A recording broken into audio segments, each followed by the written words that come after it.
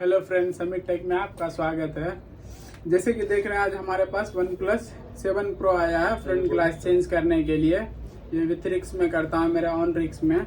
और एक जैसे कि देख रहे हैं iQOO Z7 Pro आया है फ्रंट ग्लास चेंज करने के लिए। तो ये भी मैं विथ रिक्स करता हूँ। अब अगर आपके पास कोई भी एजी मॉडल हो, iPhone हो, iPad हो, iWatch हो, कुछ भी ग्लास चेंज करना हो, तो इसमें जो जैसे कि आप देख रहे हैं, इसमें कोई ज़रूरी नहीं है आपको डिस्प्ले चेंज करने की। इसमें मैं आपको मेरे ऑन रिक्स में ग्लास चेंज करके दे दूंगा 100% फिनिशिंग के साथ। आपको शॉप का एड्रेस